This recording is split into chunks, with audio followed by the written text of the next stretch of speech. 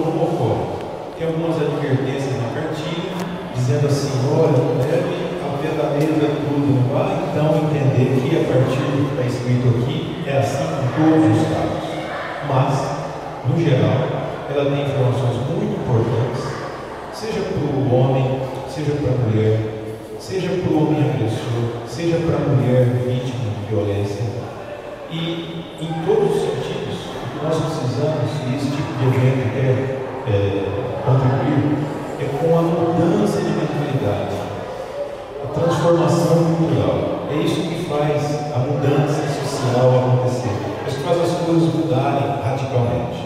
Não é só uma lei entrar em vigor, mas esse trabalho diuturno de mudança de mentalidade, de capacitação, de discussão do tema, e é nesse sentido que, ao final, eu vou estar à disposição de qualquer um que queira debater, trocar ideias, dar opinião, criticar, enfim, tudo aquilo que nós vamos expor aqui. Eu acho que em uma hora e 15, mais ou menos, eu consigo concluir aquilo que eu planejei falar aqui, e aí nós teríamos então tempo para esse debate, que eu acho que também é enriquecedor, é importante. No que se refere à violência, nós particularmente vivemos uma sociedade violenta. A violência, ela é endêmica e cultural dentro da nossa sociedade. Agora, quando se refere à violência contra a mulher, há uma realidade, a gravidade cultural. Se costumava dizer, antigamente, algumas pessoas insistem nisso, que em briga de marido e mulher não se põe a mulher. Também, por outro lado, que uma mulher não se bate nem com uma flor. E isso tudo hoje, nesse cenário, século XXI já, Brasil pós-Constituição, quando existe na relação homem-mulher a agressão, essa é totalmente de interesse da justiça, da polícia. Ou seja, tem que meter a colher mesmo, para fazer o equilíbrio, para justamente fazer a diferença cultural que aquele casal, e geralmente o agressor, não conseguiu construir por si mesmo. Só a lei também não vai ser evidente. Mas olha o cenário que nós temos no Brasil em termos de violência, e alguns números são muito importantes para serem ditos aqui nessa oportunidade. De 2001 a 2011, foi assassinada uma mulher a cada 1h30, 16 por dia. Esse número é um número muito sério, muito forte, para dizer do máximo, ou seja, mulheres assassinadas. Mas imagina quanto então tem no mínimo, desde uma ameaça a uma perturbação, as lesões corporais. Então, no máximo, veja que número forte, número que diz o quanto nós temos que nos acautelar em relação a esse tema, quanto nós temos que debatê-lo, divulgá-lo, tentar de alguma maneira chegar a todas as pessoas para, informando, tentar fazer a mudança de realidade. Onde é polícia, que entra em polícia. Onde é condenação, que vem a condenação, prisão. Mas onde está faltando política pública? Onde está faltando conciliação, mediação? Então que entre também esse mecanismo de mudança cultural, que também é importante. Agora, dessas mulheres assassinadas, 54%, mais que metade, tem entre 20, tinham, entre 20 e 39 anos de idade. Olha a idade que mais causa a idade das vítimas, de 20 a 39 anos de idade. A maioria delas certamente eram mães. E aí nós pensamos na violência como uma doença, uma endemia social, e vemos como ela reflete, como ela reverbera. O filho de uma mãe, dessas mães que foram assassinadas, certamente serão traumatizados pela psicologia, pelas teorias que estão em voga. Eles reproduzirão essa violência de outra forma. E essa reprodução atinge a sociedade, obviamente. Esse é o chamado círculo vicioso. Então, esses números são graves para dar uma ideia de quão grave é o problema. Daí a nossa iniciativa com promotores, trabalharmos no dia a dia, etc., mas não bastar, não ser suficiente. A gente gostar de sair a campo, de tentar fazer essa divulgação, distribuir cartilhas, se colocar a par do debate, trocar ideia com as pessoas, para justamente fazer esse contágio positivo de mudança de mentalidade, que é fundamental. Sem isso, nós não conseguimos o avanço necessário. O machismo e o alcoolismo são os principais fatores que contribuem para a violência contra a mulher. Não precisaria estar dizendo isso, porque essa é a compreensão social que está na página do jornal, que está na revista, que sai na televisão, que está no noticiário como um todo. Mas é importante nós dizermos isso para reforçar que contra machismo e contra o alcoolismo é mudança de mentalidade, é educação, é lei penal, mas principalmente isso, mudança cultural. Eu estou tentando enfatizar essa questão de mudança cultural, mudança de mentalidade, para que nós tenhamos a ideia, ou não tenhamos a falsa ideia, de que basta um direito penal para resolver problemas sociais de profundidade cultural. Se o direito penal, a aplicação da lei penal por si só, resolvesse as nossas mazelas sociais, nós estaríamos bem à frente. Nossa sociedade é uma sociedade que prende no sistema de justiça, vocês podem ter certeza disso, prende-se. A tendência é a prisão. Existem crimes mais graves e menos graves, mas a tendência é a prisão. Existe uma população carcerária no Brasil que diz isso. Existe uma ausência de vagas no sistema penitenciário brasileiro que também diz isso.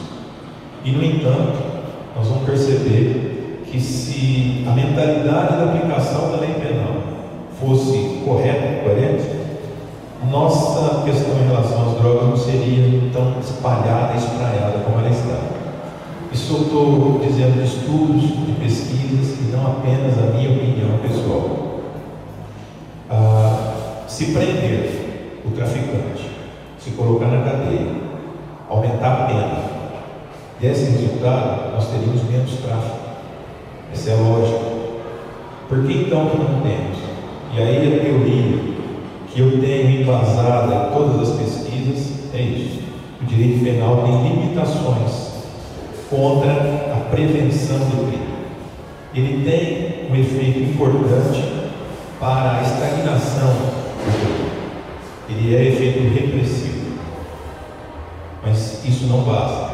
Na medida em que um conjunto de fatores levam as pessoas a cometer aquele tipo de conduta, eles não vão racionalizar se aquilo vai dar 10 anos ou 5 anos de prisão. Não é aí que está o raciocínio. O raciocínio está na educação.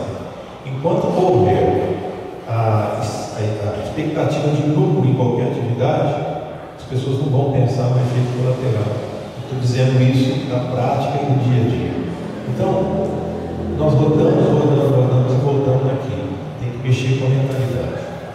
O dia que os jovens, principalmente, entenderem que não é por aí, não é assim, como muitos jovens já fazem, aí nós começamos a notar uma mudança social mais ampla. Para isso acontecer, é preciso trabalho, é preciso escola, é preciso debate, é preciso toda a interação de mobilização social que nós, de alguma maneira, não gostamos de fazer. Nós, na nossa sociedade no Brasil, nós nos concentramos muito e exclusivamente na questão legal. Tem um problema, faz uma lei. Tem um problema que continua, aumenta a pena. E isso, todo mundo aqui já sabe, porque nós vivemos na mesma sociedade. É possível que eu viva num lugar diferente. Isso não está funcionando. Nós precisamos de algo mais. E na análise da Lei Maria da Penha, isso fica mais claro ainda.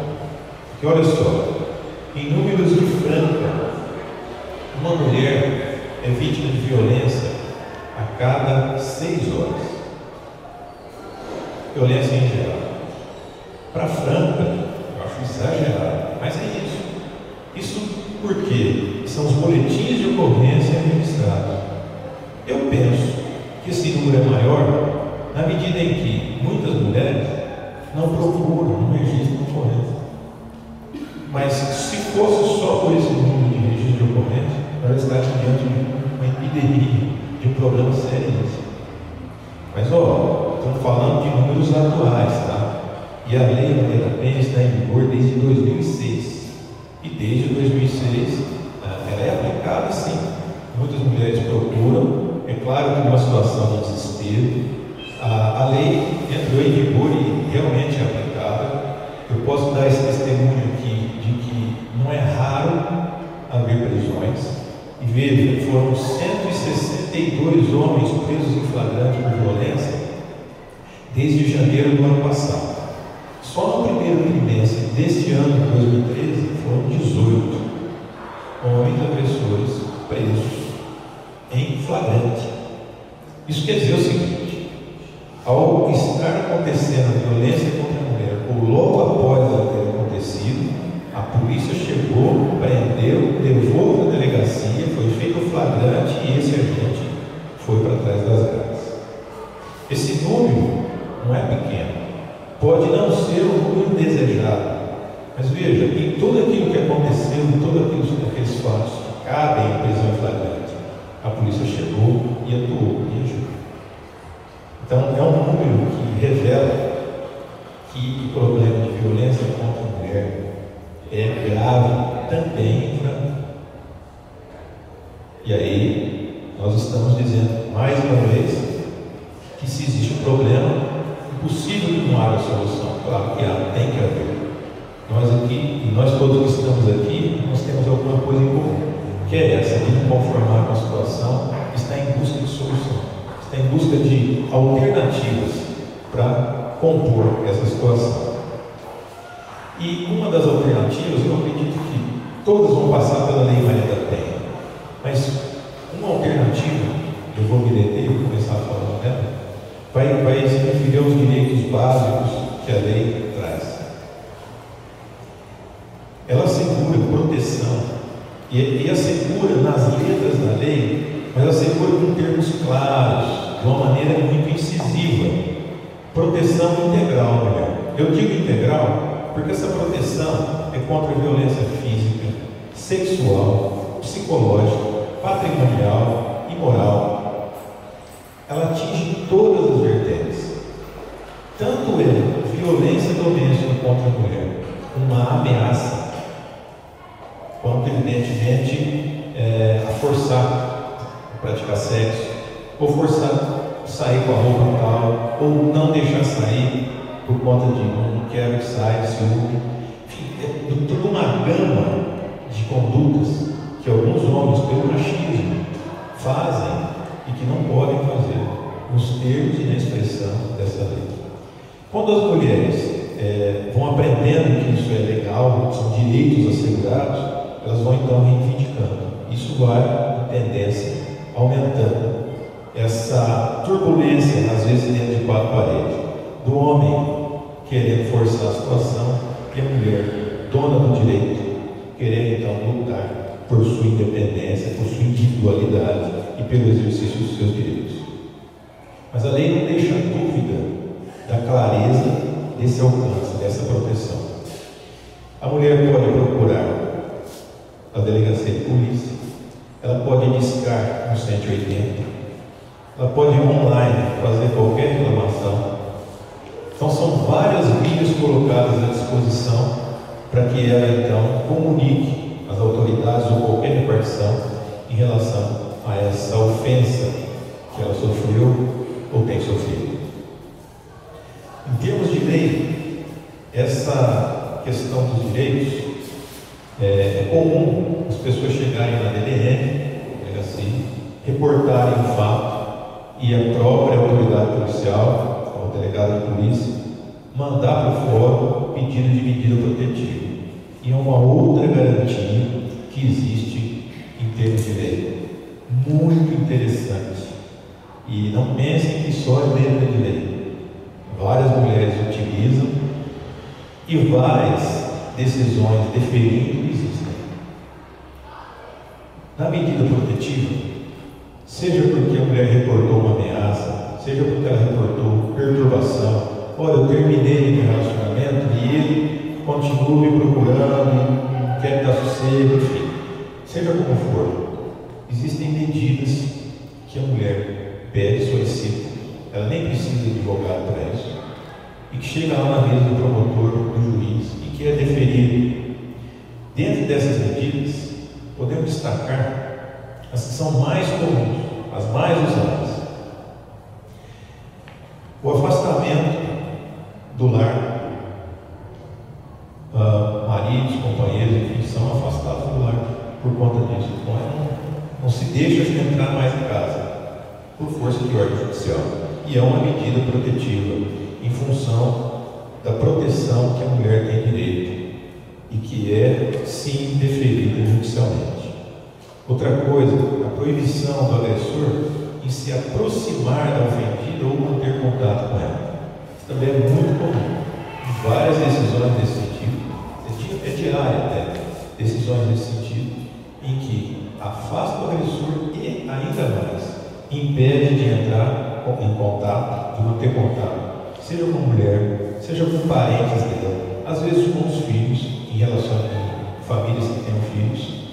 E se houver desobediência, a atuação policial muda um pouquinho, porque aí, não bastando a decisão judicial dizendo você tem que sair de casa, você não pode manter contato com a vítima, a desobediência leva a polícia a ser um pouco mais rigorosa, e casos de desobediência existem, e aí há prisão, e geralmente nesses casos a prisão dura um tanto mais, porque ela já é de flagrante convertida em prisão preventiva. O que quer dizer o seguinte: os juízes e promotores entendem que se, com a medida protetiva, o agressor não se emendou, não entendeu que ele não pode desrespeitar os direitos que a mulher tem, ele precisa ser contido, ele precisa ser posto atrás das grades, porque aí sim é o único meio dele, então, não cumprir as ameaças ou de não perturbar, e dessa forma o direito da mulher é atendido. Veja que isso aí já é um caso um pouco mais extremo, mas acontece, existe, e não é porque está sendo rigoroso com algum ou não, é o caso mesmo em si que vai revelando. O que se precisa aqui? É dar proteção à mulher. Essa proteção tem escalonamentos, a própria lei estabeleceu, e aí vai se subindo de escala conforme a atitude do agressor. Então, é errado dizer de uma maneira que a lei é muito rígida. O que talvez seja rígido é a mentalidade, geralmente do homem agressor, nessas situações. Então, não pode, ponto final. Se acabou a relação e ela não quer, pronto, já é bastante. Eu vou tentar. Você pode tentar no limite da lei. Se ela disser não quer, não quer. E pronto, não tem mais recurso que não de aceitar. E veja a influência do machismo no dia a dia. Isso acontece bastante. Que alguns agressores não aceitam. Mas não é dado a eles, por força de lei, essa questão de questionar, de aceitar ou não aceitar. Então, eu quero repetir, não é que a lei é rígida, a lei é necessária, em função daquele número de mortes que eu disse, em função do número de boletins de ocorrência que estejam só a pequena ponta do iceberg da violência doméstica em relação à família. A lei teve de ser assim. Essa foi uma construção histórica, fruto de dados. A própria Maria da Penha, que é quem a lei homenageia, foi uma vítima desse tipo de situação. E a lei veio para realmente ter um contentor. Falou, basta. Mas como eu disse, não é só com a vertente penal, policial, criminal que nós estamos lidando quando nós falamos de Lei Maria da Penha. Essa parte é importante.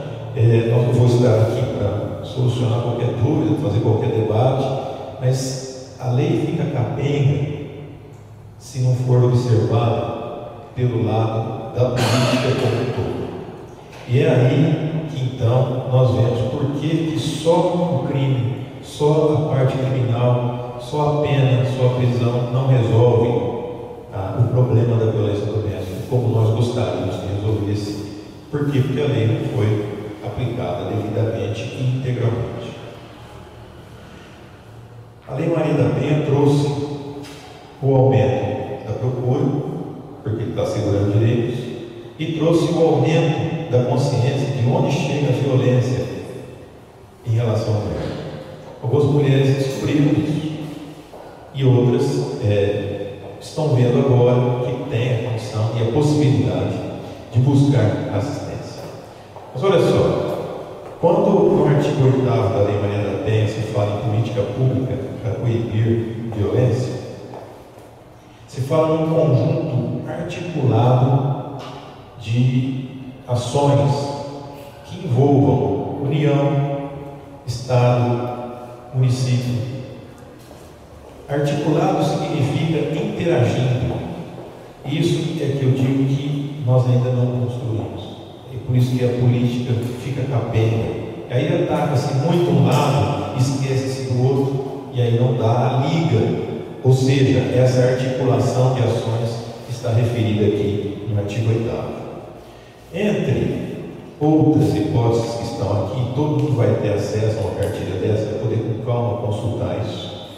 Mas está aqui, ó, a necessidade de que haja integração entre Poder Judiciário, Ministério Público, Defensoria, com as áreas de segurança, assistência social, saúde, educação, trabalho e habitação. Por quê?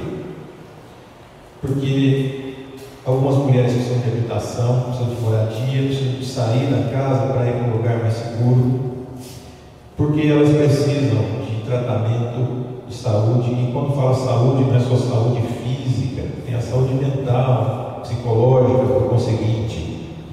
Tem também parte educacional, que não envolve só, e é bom que se diga, a vítima, a mulher, também, e às vezes principalmente, o homem, o agressor.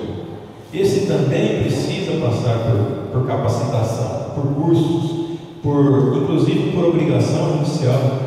Existe essa previsão para que ele entenda que não é por ali. Então, não bastando a força da lei ou até a possibilidade de prisão, existem ações que, se funcionando articuladamente, previnem, impedem que aconteça, e pode até ser muito mais eficaz do que só único e exclusivamente atacar depois que aconteceu, depois que já foi. Dentro dessa articulação, existe a necessidade de pesquisa para sabermos quais ações efetivamente fazemos, não fruto daquilo que eu acho, mas do que os números indicam, do que as pessoas que realmente estão envolvidas dentro do programa revelam, e a partir daí se tem decisões muito mais acertadas para se construir esse tipo de ações que precisam ser articuladas. Existem benefícios que as mulheres podem ter e têm o direito, não só a moradia, o abrigo provisório que seja, mas também afastamento do trabalho. De repente ela precisa se afastar do trabalho, porque senão o agressor vai lá. Existe a possibilidade legal desse afastamento, por ordem judicial, até de 6 meses. Então, um conjunto de fatores que, pontuados isoladamente, são muitos, são fortes, mas eles precisam trabalhar coordenadamente, articuladamente. E em sendo assim, aí fica mais fácil. Nós temos em Franca uma situação interessante, que tem aqui CREA, que é o Centro de Referência Especializado para Assistência, que atende essa área de violência, de mulheres vítimas de violência também. Tem os CRAS, que tem um potencial menor de atendimento, mas também é possível ser uma porta de entrada para encaminhamentos, é possível ser um local de orientação também. Mas o funcionamento não é articulado. Temos a DDM, mas o funcionamento não é articulado. O Ministério Público não é articulado. No Judiciário não é articulado. E essa, me parece, a grande tarefa a ser feita, a ser realizada do Avante. Eu coordeno um grupo que tem o nome de Rede de Atuação Protetiva de Direitos Sociais, cuja função é essa. A intenção e o trabalho é feito para que nós consigamos essa articulação necessária. A ideia é de uma linha de produção. Antes do fato acontecer, nós precisamos saber que existe essa possibilidade. Quando começa a fase 1 do ciclo de violência que está aqui na cartilha, nessa hora, nesse momento, nós gostaríamos de saber para quê? Para interferir, para fazer a intervenção. Essa intervenção é mais barata, é menos onerosa do ponto de vista social. Por quê? Porque ela é preventiva. Basta uma mediação, uma conciliação dada por um técnico com capacitação para isso. Basta intimar ou chamar o casal, ou ir até a casa desse casal, e grande porcentagem dos problemas se resolve. Dessa forma, dessa maneira. Essa é a nossa intenção. Na fase 2, em que já há a agressão, também existem modos de atuação, mas aí a prevenção já está postergada para uma outra fase. Aí a Lei Maria da Penha, no sentido mais bruto que ela tem, de realmente interferir. Ocorre que nessa fase também, algumas mulheres não querem que o caso siga, não querem que o caso vá para frente. Por quê? Porque interfere na terceira fase do ciclo aqui, que é o arrependimento do agressor e a mudança de atitude dele. É a chamada fase do lua de mel, em que ele é arrependido, ele muda, ele trata bem, ele faz promessas, e fica realmente muito difícil para a vítima levar avante e aí dentro aquela coisa de punir, de castigar, e muitas ponderam e falam: bom, então eu vou deixar para lá. Veja que já tem algumas limitações na jurisprudência. O próprio Supremo Tribunal Federal diz que não adianta, se aconteceu, a vítima pode querer retirar a queixa, mas ela vai continuar. Na prática, o que acontece é uma dificuldade dessa ação prosseguir. Por quê? Se a vítima não quer, para o fato de ser confirmado em juízo, ser confirmado dentro de uma ação penal, é preciso que a vítima esteja lá. E é preciso que a vítima diga o que aconteceu, exatamente o que aconteceu. Então, na prática, essa vítima aqui não quer prejudicar o agressor, ela não vai em juízo. E se vai, diz que não foi bem assim. Que ela que contribuiu, que ela bateu a cabeça na parede, não foi ele, no momento da raiva foi o que tinha sido e tal. E isso acontece. Então, qual que é a percepção que eu tenho? É de que quando a vítima não quer, não se deve prosseguir, até por respeito a ela mesma. No entanto, e essa é uma das questões que estou dizendo, em termos de rede protetiva, nós temos que ter a compreensão de colocar isso em prática. Esse fato precisa então ir para um outro departamento, e esse casal precisa ser visitado, ou ele precisa ser convocado. E a partir desse tratamento, ser feita então a reparação. Porque tudo bem, o fato aconteceu. Entre a punição e a reparação e a prevenção, eu fico com essas duas que são muito mais eficazes. Então, aconteceu, a vítima não quer tocar mais a demanda, não tem problema. Mas esse casal precisa ser acompanhado. Esse marido, esse companheiro, esse namorado, enfim, ele precisa ser orientado. E ela, a mulher, a vítima, também. E a partir daí, casos existem em que o casal se harmoniza e segue por muitos e muitos anos de harmonia. Casos existem também que não. Eles se conscientizam que não dá mais para seguir e se separam numa boa, sem a incidência de machismo, sem a incidência daquela com os vizinhos. Violência contagia, violência irradia, violência espraia, desrespeito, que é uma forma de violência, idem. E aí a mudança de mentalidade. Por isso, quero dizer que se a vítima não quer continuar, isso não é o mais grave. O mais grave é não dar o seguimento a esse atendimento, ao tratamento que esse casal precisa. E a partir desse tipo de abordagem, muita coisa pode mudar. Há, em termos de números, grande esperança nessa forma, nesse tipo de contexto de abordagem. A partir daí nós conseguimos mudar, fazer uma transformação da realidade social. Só a Lei Maria da Penha, na parte criminal, do ponto de vista polícia, justiça, pena, prisão, só ela não surte o efeito e o resultado que nós queremos. Muito bem. Só que para aplicar a parte preventiva e pedagógica da política como um todo, que deve funcionar articuladamente, precisa de verba, precisa de estudos e aplicações, precisa estruturar as repartições, os serviços, os programas disponíveis. E aí, além da capacitação dos funcionários, que nós estamos patinando.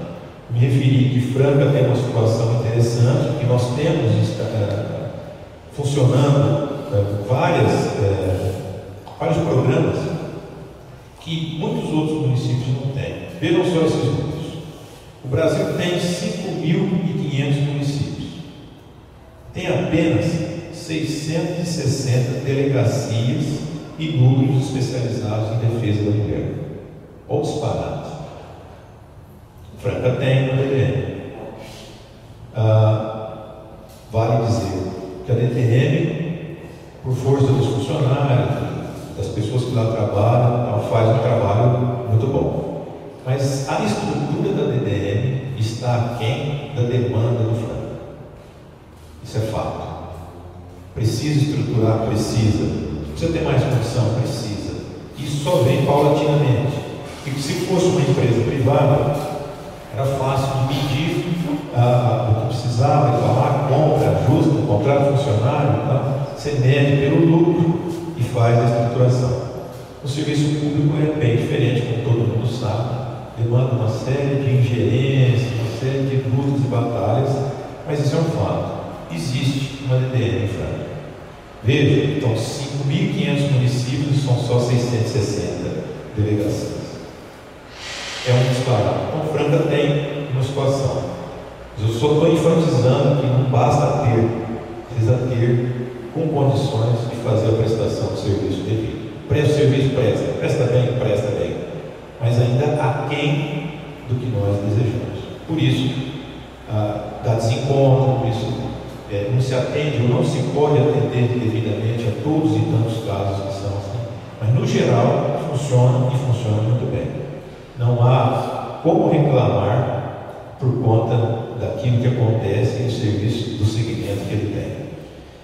No entanto, também 5.500 municípios, apenas 220 centros de referência especializados, que são os CREAs. Franca tem um CREA. Se o CREA funciona aqui em Franca da maneira que eu particularmente gostaria que não. Funciona quem? Funciona quem? Mas funciona bem dentro da estrutura que está disponibilizada. Precisa melhorar, claro, sempre e tudo. Mas nós temos. Veja que nossa situação não é tão caótica como outros municípios podem estar. Porque basta ver que são 5.500 municípios para só 220 CREAs. Aí no outro item, 5.500 municípios e apenas 72 casas-abrigo. Franca não tem casa-abrigo. Tem que ter. É bom que tenha. É muito importante que tenha.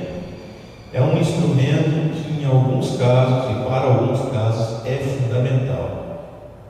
Improvisa-se, dá-se solução, mas não é devidamente. Não é o merecido pela mulher numa situação tão complicada como já é a da agressão. Então, existe uma discussão, existe possibilidade, mas Franca ainda não tem. E uma outra coisa que Franca não tem, mas não é só, infelizmente, defeito de Franca, para 5.500 municípios são só 92 juizados ou varas especializadas.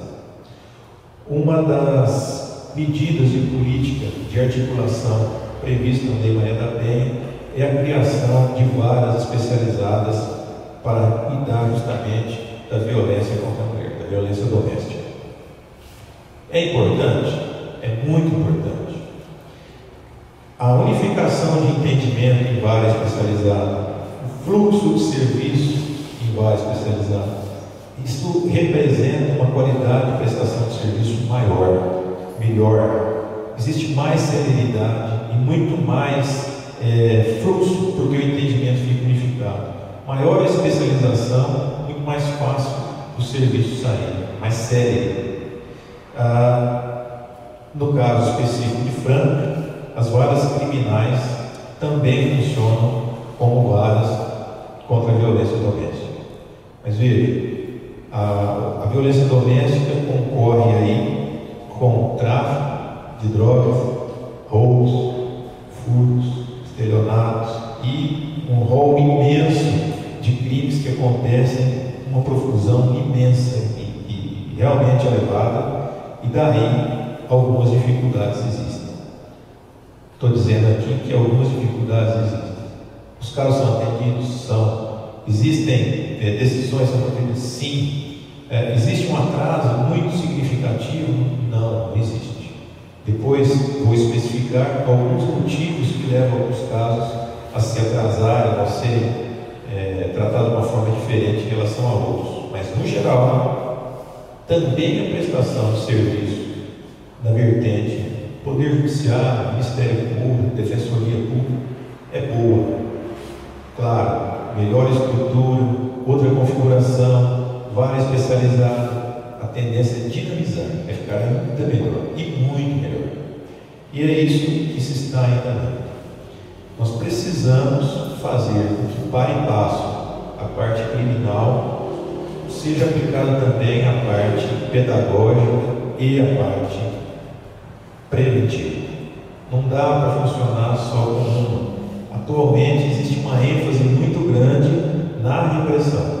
Só a repressão não surte o efeito necessário. Nós precisamos dinamizar e articular essa outra parte. E é isso que a rede protetiva do Ministério Público tem como método, como função. E eu vou dizendo que é difícil, não é fácil. Transportarmos de um modelo de trabalho que já está enraizado na nossa cultura para um outro que todo mundo reconhece como necessário, mas que ainda nós não temos a condição de articulação mesmo para fazer. Por isso que é um trabalho difícil.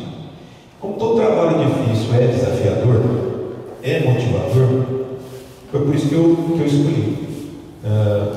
Já há um ano nesse projeto, e acho eu que vão mais vários anos. É um trabalho de ir molhando de água, é um trabalho intenso, voluntário, mas muito prazeroso no sentido de enxergar as causas dos problemas. Eu acho muito interessante quando a gente critica, quando a gente reconhece defeitos, e é importante isso. É importante apontar, assim.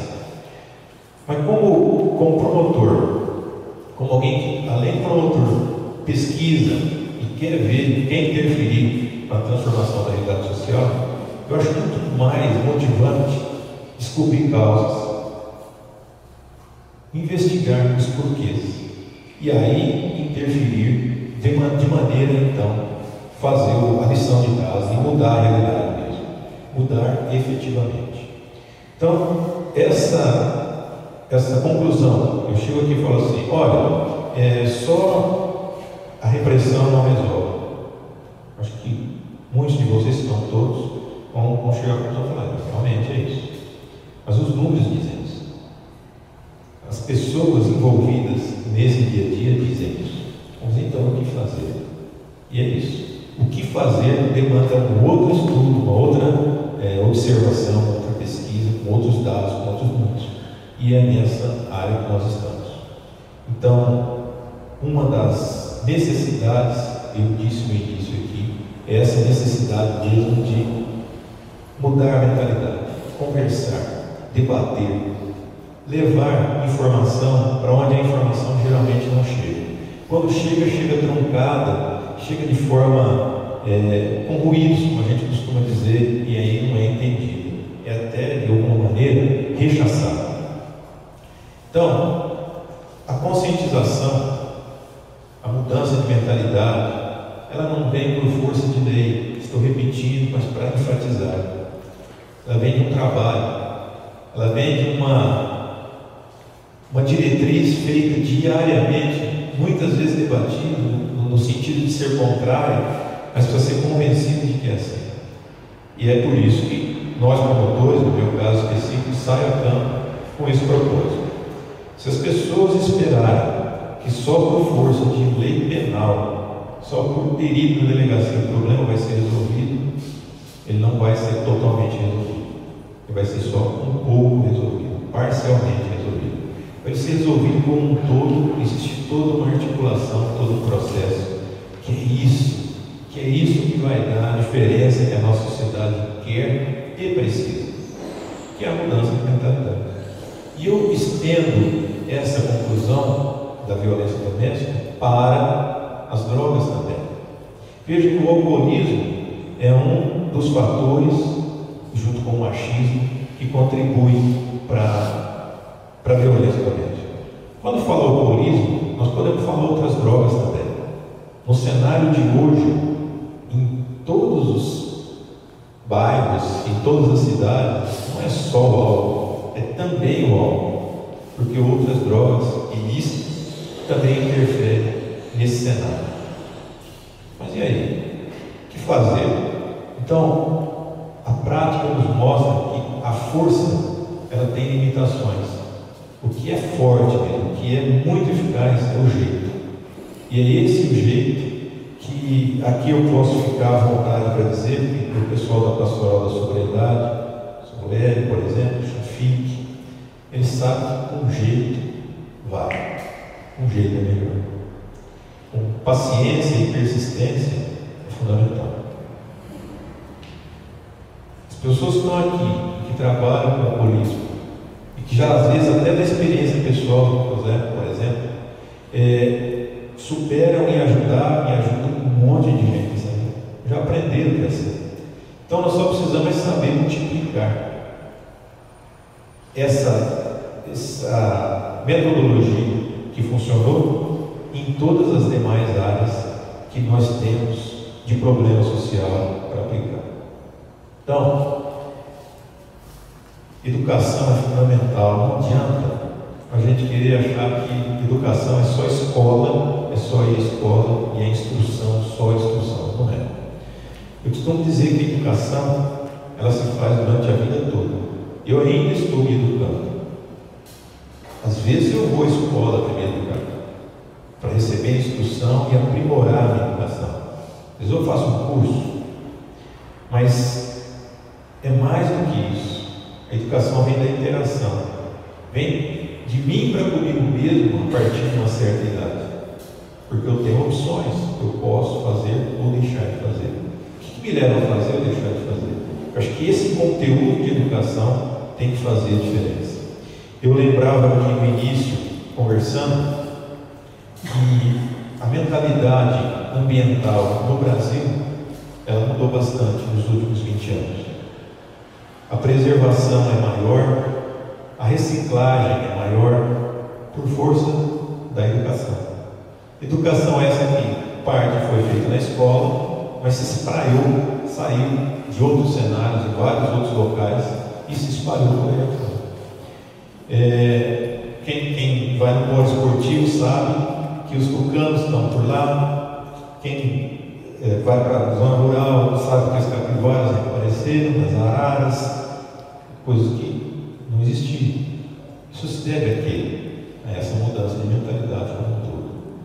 E é realmente interessante estudar qual foi a interferência da lei penal nessa mudança de mentalidade e principalmente do trabalho educacional. O trabalho educacional foi muito forte, foi maciço, foi muito bem feito e acho eu que é o grande responsável nessa articulação. já que também a lei penal é importante. Ninguém aqui está dizendo que não tem importância, claro que tem, mas eu insisto nisso, no funcionamento em conjunto, articulado de ações que fazem a máquina funcionar e dá essa sensação de que o problema está sendo atendido como um todo e não apenas parcialmente. Se uma vítima deixa na mão da polícia e da justiça o seu problema e volta para casa, a justiça faz o seu trabalho, mas o problema vai continuar. Emocionalmente falando, o vínculo ainda existe, às vezes em forma de filhos, ou em memórias, em lembranças. Então é preciso desse tratamento, é preciso dessa possibilidade, dessa vítima trocar ideia com alguém capacitado, para saber o que ela vai fazer da vida dela. É preciso que esse agressor também seja orientado. Ele tem a possibilidade de colocar ao lado dele e ser instruído, e a partir daí educado a não ir por ali, a aprender que não é assim que se resolve esse tipo de problema. Assim só piora. E é verdade, de fato só piora. Tem um outro jeito, uma outra forma. É preciso entender, é preciso aprender isso. Essa é a educação da que eu me refiro, que funciona articuladamente. Às vezes o que precisa é comida dentro de casa, às vezes é carinho, às vezes é atenção, às vezes é o desabafo. E por envolvimento emocional, as pessoas não têm condições de se articularem, de chegarem a esse tipo de diálogo. É preciso alguém interferir. Esse alguém que interfere, se ele puder ter capacitação para isso, essa interferência é muito mais eficaz. E é isso que nós estamos falando. Do ponto de vista do Estado, das ações governamentais, é isso que precisa acontecer. Precisa ser feito dessa forma. Então não adianta radicalismo e nem adianta querer achar que num passe de mágica alguém sozinho vai conseguir mudar o estado de coisas. É um conjunto de fatores. Eu gostaria de ter um poder enorme numa caneta para, escrever, falar e pronto, a partir daí acontecer. Se eu pudesse fazer isso, pode ter certeza, não teria mais violência em Franca, não teria mais dependente de droga em Franca, não teria mais tráfico de drogas em Franca e a cadeia estaria vazia. Aliás, os hospitais também estariam quase sem ninguém. Se tivesse esse poder, não tem, é contextual. Nós só podemos aquilo que nós podemos. E o que nós podemos é muito pouco. E para quem trabalha com a sobriedade, é exatamente isso. O que precisa ter, quando se fala nesse tipo de situação, de mudança e transformação social, é mesmo serenidade para aceitar aquilo que a gente não pode mudar. Mas a coragem para sair a campo, pôr a cara e tentar mudar aquilo que a gente pode. E a sabedoria que não pode faltar nunca, de jeito nenhum, para a gente saber distinguir uma coisa da outra. E a partir daí, nesse sentido, nessa fórmula, eu gostaria de me colocar à disposição para aquilo que eu acho muito importante, que é o debate. Eu segurei algumas coisas, eu deixei de falar algumas coisas, até para possibilitar isso. Então, na minha prática do dia a dia, eu posso contribuir com vários e vários casos que já passaram pelas minhas mãos, por vários e vários textos que eu já li, por várias e várias pesquisas que eu já fiz, dentro e fora do Brasil, e não só apenas colocar aqui uma opinião, eu acho isso, mas fruto de uma reflexão sustentada por dados, fatos e pesquisas anteriores. Então, a mulher tem direitos sólidos, concretos. Esses direitos estão representados, muito bem representados na Lei Maria da Penha. Existem problemas em relação à aplicação da Lei Maria da Penha, por força dessa situação capenga, parcial. A parte de repressão é aplicada. Falta uma estrutura? Falta, mas é aplicada. Mas a parte pedagógica, a parte preventiva, essa ainda está muito aquém. Por isso que não dá essa liga de articulação. E aí a gente pensa que os casos só aumentam, e aumentam mesmo. Que o problema só aumenta, e aumenta mesmo. E daí a necessidade de sairmos a campo, tentarmos outras abordagens para justamente tentar tirar essa diferença, juntamente com tudo isso, interferindo poder executivo, legislativo, dentro do Ministério Público, no Judiciário, nas delegacias, enfim, para que então a gente consiga essa articulação necessária e tão necessária para fazer a diferença. Tudo isso sair na campo para conscientizar homens, mulheres, enfim, todos, o que tem problema de violência e o que não tem problema de violência, porque com os caminhos que existem e de que modo nós vamos sair de um país em desenvolvimento para um país desenvolvido. Vai ser só quando a mentalidade mudar efetivamente. Então eu me coloco inteiramente à disposição de todos e de todas para aquilo que eu acho muito importante, que é o debate que nós precisamos construir a partir daqui. Obrigado. A violência doméstica, ela acontece não só contra a mulher. Hoje, por exemplo, na Rádio Difusora, na hora do almoço, eles falaram de uma mãe que espancou uma criança de 8 anos. Tem aquele caso também do Joaquim. Qual que é a legislação que a Maria da Penha contempla também esse tipo de violência doméstica? Não.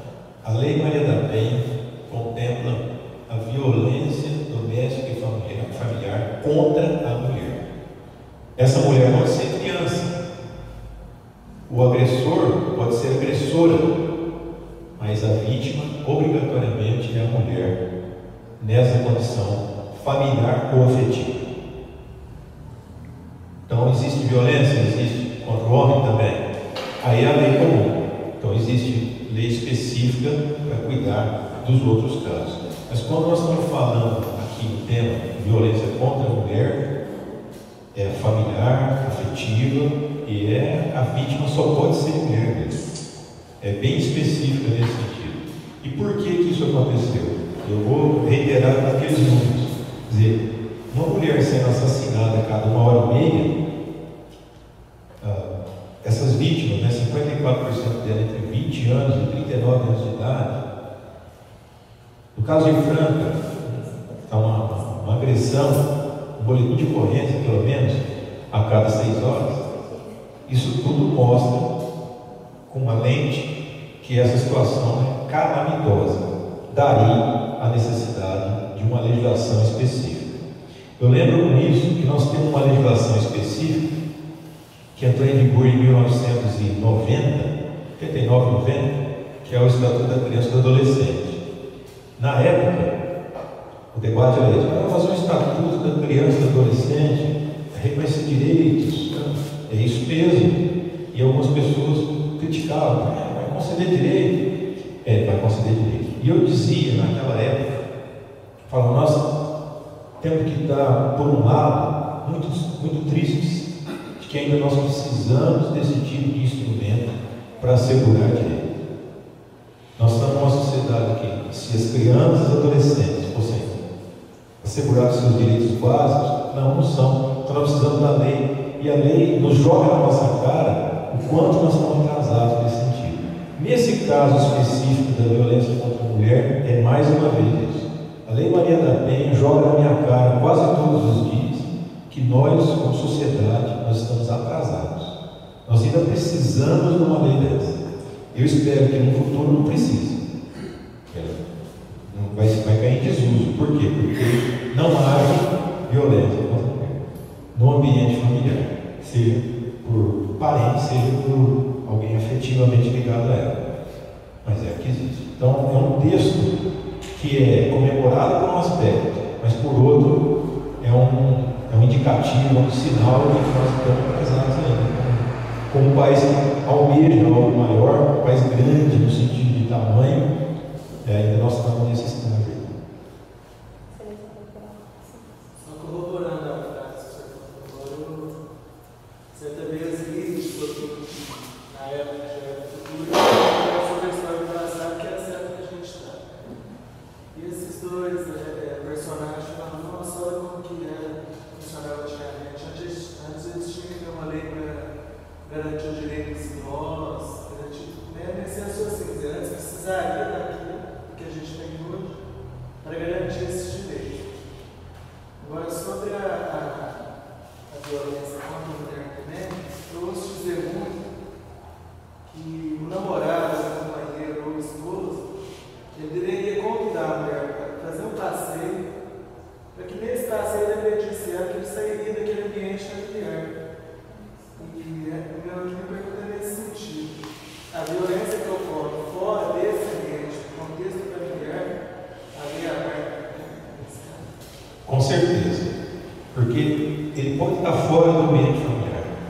se a agressão for decorrência do vínculo afetivo, porque ela é mulher dele, namorada dele, quer terminar dele, ele não quer deixar, enfim, isso pode acontecer onde for a agressão. Continua sendo alcançada pela Lei Maria da Penha, portanto, medida protetiva, etc. Mas sua colocação é interessante para explorar o tema da prova, porque se eles estiverem ou dentro de casa, em quatro paredes, ou no meio do ar, e ele agredindo, é a palavra de um contra do outro. Geralmente as pessoas têm essa intenção, essa compreensão, vai ficar por isso mesmo. Ocorre o seguinte, às vezes causa lesão, né? E aí a lesão é um indicativo que tende para o lado da mulher. A palavra da mulher fica reforçada, porque está lá a prova de que houve mesmo agressão. Então, às vezes a palavra de um contra o outro acaba sendo desempatada, sendo que a mulher ganha mais força. Vou além para dar um outro exemplo. Não deixou marca, é a palavra de um contra o outro só, única e exclusivamente. Nesses casos, geralmente a justiça não consegue estabelecer parâmetro. Vou acreditar em quem? Não consegue. No entanto, entenda, se há uma ação articulada e esse casal vai ser atendido em outra repartição, em outro segmento, isso vai ser apreciado. E aí a justiça pode não se fazer do ponto de vista criminal. Tudo bem, não tem problema. Mas o caso vai continuar sendo atendido. Porque o que aconteceu, aconteceu. Então a mulher não vai esquecer. Ela pode superar aquilo? Até pode. Mas aquilo precisa ser tratado, precisa ser revisto. Esse agressor precisa ser conscientizado de que não é ali, não é por ali. De jeito nenhum, de maneira nenhuma. Ele tem um problema. E o problema dele não é só único e exclusivamente machismo. É um defeito de caráter. E aí, eu acho que fica mais fácil de compor. E aí fica fácil da gente chegar onde a gente quer. Que é justamente extirpar esse tipo de situação do nosso cenário. Não tem que agredir ninguém.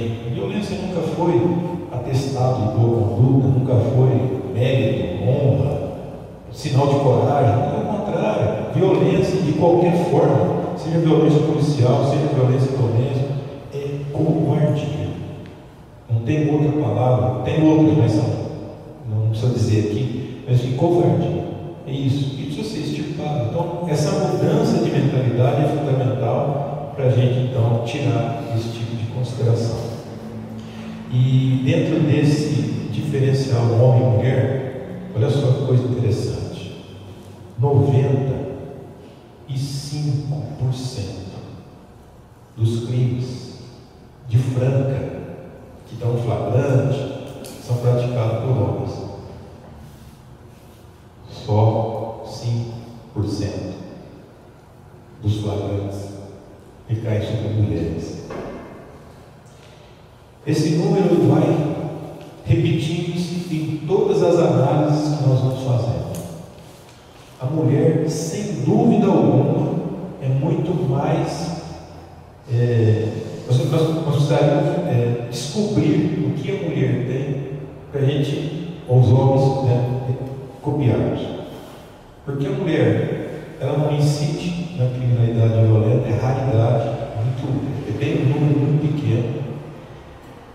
Ela não dá trabalho para a justiça como um todo, a parte criminal. Mas a questão é o homem mesmo. Então o homem é violento. O homem está nesse cenário da criminalidade dessa forma. E mulher não. Então existe violência doméstica da mulher contra o homem? Existe. Então a diferença é tão radical, tão grande.